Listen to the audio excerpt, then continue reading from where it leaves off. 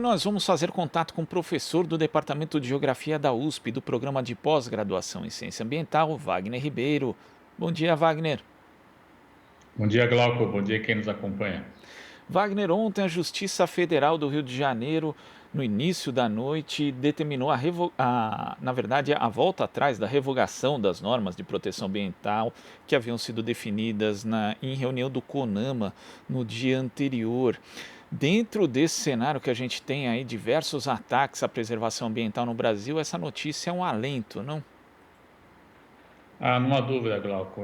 Do meu ponto de vista, o começo de uma batalha jurídica que vai ser longa, né? A própria representante do Ministério Público Federal, do CONAMA, embora ela não pudesse votar, ela alertou de que, de fato, as medidas que estavam sendo adotadas naquela reunião fatídica de segunda-feira, elas careciam de um anteparo jurídico, né?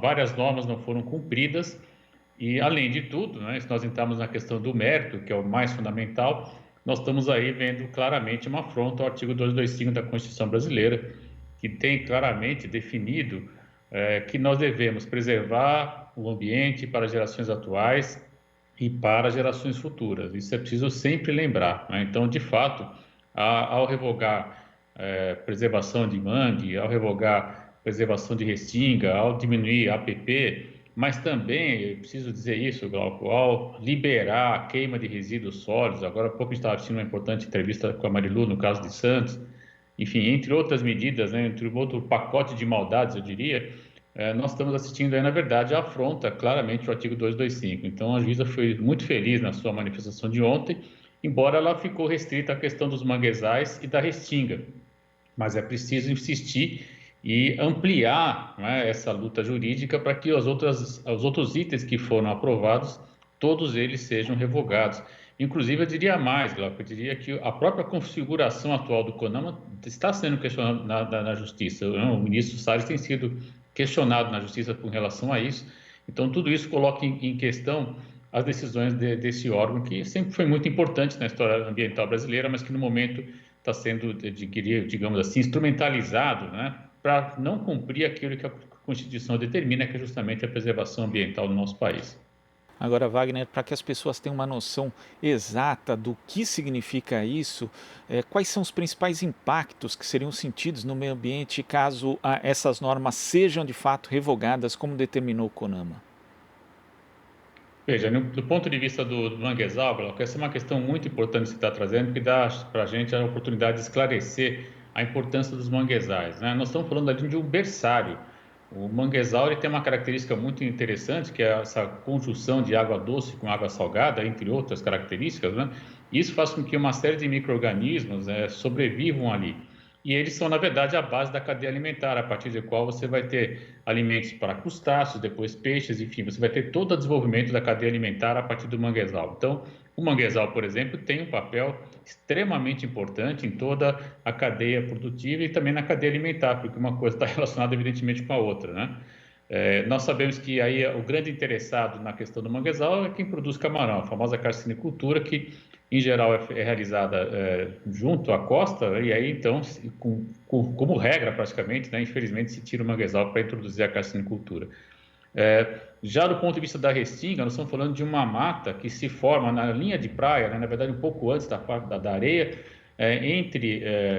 vamos chamar de uma linguagem mais rápida, na parte plana da praia, né, antes de chegar à área mais montanhosa e mais elevada, e nessa destacadíssima essa vegetação, Cláudio, especialmente no Brasil, onde ela é ocupada por Mata Atlântica, pelo menos em grande parte da nossa faixa costeira, e ela funciona como um anteparo, especialmente nós pensamos hoje em mudanças climáticas, nós pensamos aí em elevação do nível do mar, então essa floresta, essa mata, ela tem um papel muito importante, né, de evitar que essa água do mar se prolongue, se projete, né, por uma área um pouco mais ampla do próprio continente. Isso evita, por exemplo, a contaminação de água doce por água salgada, que a gente chama, né, isso com muita frequência, encontra isso muitas vezes na literatura também, e essa tem uma importância muito importante, uma grande importância também, desculpe, me atrapalhei com a frase aqui, a restinga tem também esse papel bastante destacado, além de ser um refúgio de pássaros, a gente tem isso aí, por exemplo, se você pegar toda a faixa, talvez a mais preservada que a gente tem no Brasil, no estado de São Paulo, especialmente ali na Ilha Comprida, você vai ver de fato um berçário de pássaros também muito interessante. Isso para falar dessas duas áreas. Quando nós vamos falar em APP, área de preservação permanente, são os topos de morro, as faixas que estão junto aos corpos d'água, também tem um papel destacadíssimo, né, Glauco? Nós sabemos que a mata ciliar, ou seja, aquela mata que ocorre junto aos rios, ela tem um papel muito importante. Ela evita, por exemplo, né, a erosão, ela evita, por exemplo, a conter enchente, né, ela possibilita uma melhor qualidade de vida, porque ela renova o ar junto a essas áreas também. E no topo de morro, ela também evita, eventualmente, a erosão e, principalmente, ela mantém ali, digamos, um mosaico, né, de florestal a partir do qual a fauna pode, de alguma maneira, migrar de um ponto ao outro. Então, estamos falando aí de áreas que têm uma enorme importância para a conservação ambiental e que, especialmente, Glauco, considerando que nós estamos falando de resíduos, né, por exemplo, na Mata Atlântica, essas áreas ganham ainda mais destaque, elas são fundamentais. E com uma canetada, infelizmente, tudo isso pode ser colocado em risco, né?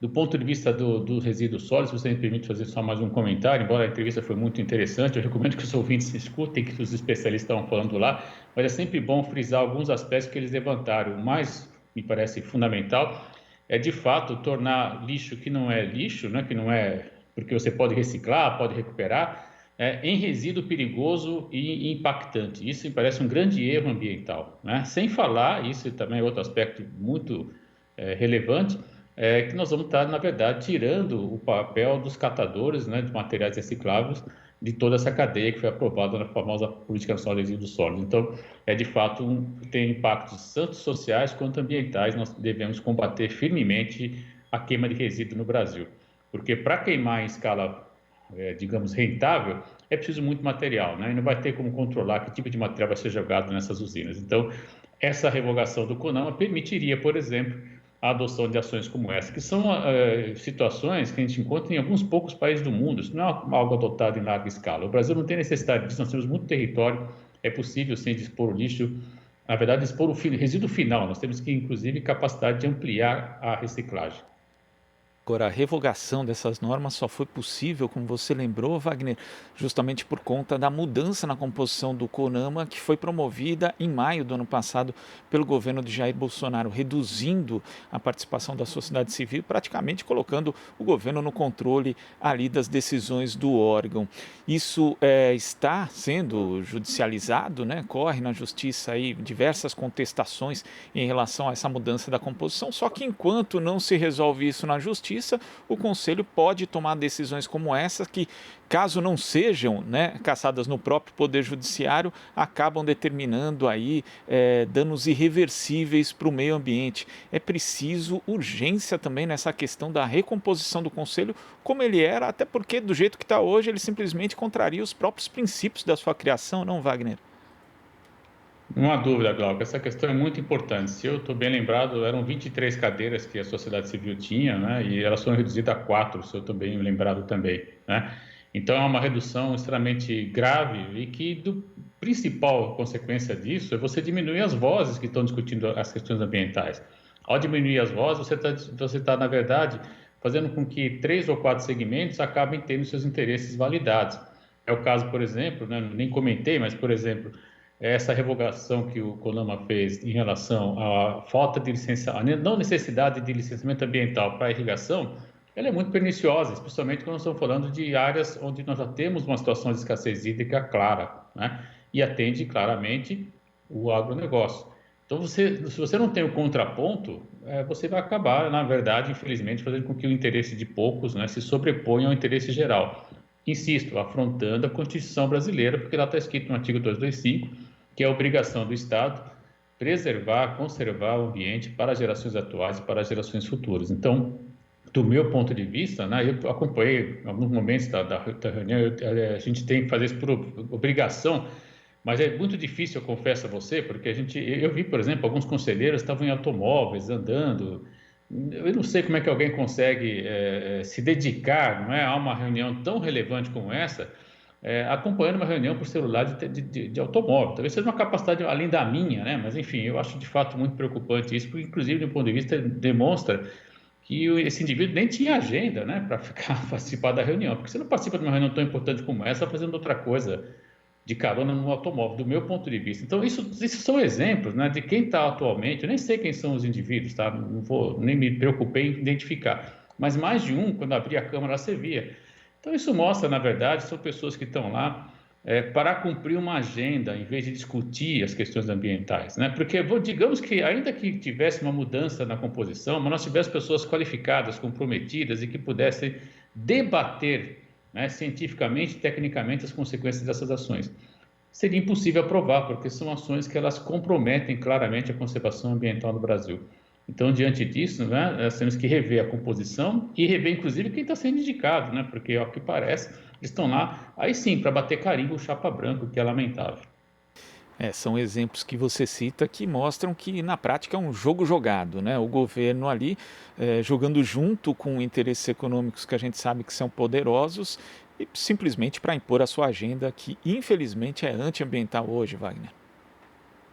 Uma dúvida, isso foi anunciado, né, Glauco? Nós comentávamos lá durante a campanha, nós fizemos também destaque na ocasião, em maio do ano passado, quando houve essa mudança no CONAMA, ou seja, nós estamos assistindo, né, ao longo desses anos, a preparação para essa ação que consolidou-se agora na segunda-feira. Felizmente, a justiça brasileira deu uma resposta rápida, mas é preciso insistir, porque há outros aspectos que ainda não foram analisados, né? E nós temos hoje aí foi até comentado na entrevista com a Melu também, né? Todo um segmento que está sem mercado na Europa e também em partes dos Estados Unidos da América e em alguns países asiáticos, que é o segmento de incineração, que está louco para arrumar novos mercados. E o Brasil vai passar a ser, então, um receptor, eventualmente. Tem até a Luciana Zigo, que fez o mestrado, hoje já é pós-doutora, mas fez o mestrado, né, nos anos 2000, discutindo essa questão. O Brasil pode se tornar um receptor de material de lixo, né?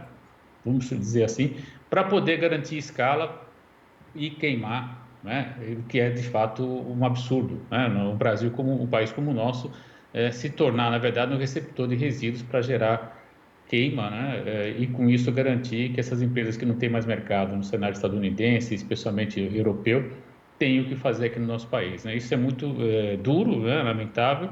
Eu confesso que quando eu fui do Conselho Municipal de Meio Ambiente, Glauco, lá no final dos 90, começo de 2000 também, votei contra a instalação de uma usina.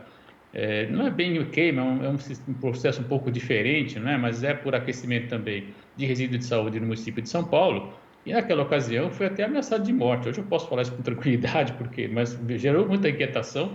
Eu estava fazendo uma análise política, evidentemente, sempre, mas fundamentalmente uma análise técnica, uma análise científica, né? Nós questionávamos por que uma usina como aquela tinha que estar junto à USP, próximo ao CEAGESP. Ela está lá operando, inclusive, ainda hoje, né? Me parecia, na ocasião, o pior lugar para se instalar uma usina dessa ordem, uma usina de resíduo de saúde.